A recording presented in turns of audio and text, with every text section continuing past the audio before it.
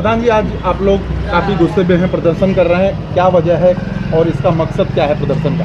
देखिए, इसका मकसद यही है कि जो आतंकवाद का ठेकेदार पाकिस्तान है, उसको हम ये चेतावनी देना चाहते हैं कि बहुत हो गया, अब नक्शे से इसका नामो निशान मिटा देंगे। आतंकवाद को जड़ से ख़त्म करने की जो भारत सरकार ने, प्रधानमंत्री नरेंद्र मोदी जी ने भी कसम खाई है, उसी कसम के पीछे हम सब हैं। और इसमें कहीं ना कहीं वहाँ की जो अब्दुल्ला सरकार है वो भी दोषी है, क्योंकि हम कम से कम 15 से 20 बार कश्मीर गए हुए हैं और ये पहलगांव, सोनमर्ग, गुलमर्ग, बालटाल सब हमारा देखा हुआ है। और कश्मीर का 90% व्यापारी जो कपड़े का और गारमेंट्स का काम करता है वो इस बाज़ार से जुड़ा हुआ है।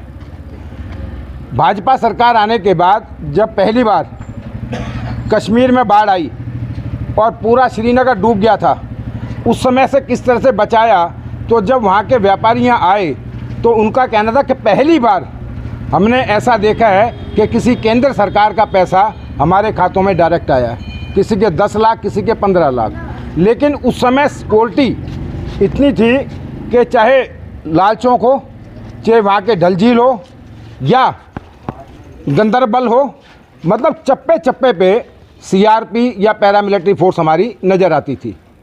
इतना बड़ा पिकनिक स्पॉट जहाँ पर इतने सैलानी जो हमारे यहाँ से गए हुए थे,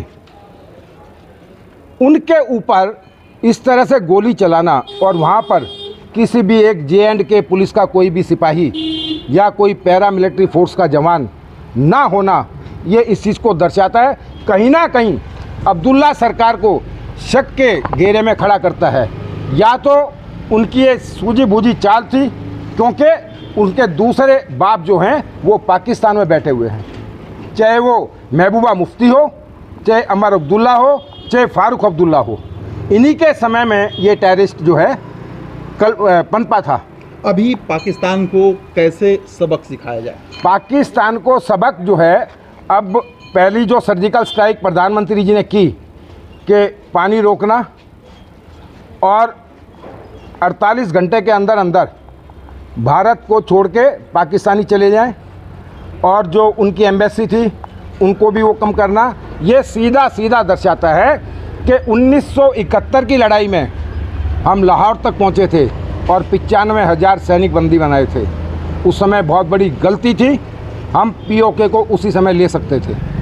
लेकिन अब की बार ये कसम खाई हुई है कि खाली लाहौर नहीं, पूरे पाकिस्तान को दोबारा अपने कब्जे में लेंगे, क्योंकि पहले भी भारत का ही था पाकिस्तान, लेकिन ये आतंकवाद पनपने के बाद, ताकि उनके जो आका हैं उनकी पैंट तो गीली अभी हो गई है खाली पानी रोकने के नाम पे, और ये अल्टीमेटम जो हमारे प्रधानमंत्री जी ने दिए हैं इससे ही अब वो बौखलाए हुए हैं।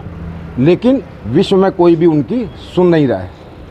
वो जगह जगह फ़ोन करके वार्तालाप कर रहे हैं, लेकिन सारा पूरा विश्व, वो तो कह रहा है पानी रोक देंगे तो हम भी छोड़ेंगे नहीं। क्या छोड़ेंगे हम, तो पानी तो रोक दिया है। करो कायराना हरकत कोई अब करो ना, क्योंकि इस समय चारों तरफ से उसका ये हाल है। उसको पता है अंदर खाते कि एक बार अगर जंग छिड़ गई तो 10 दिन जंग नहीं चलेगी और पूरा पाकिस्तान जो है वो भारत के अंडर में होगा।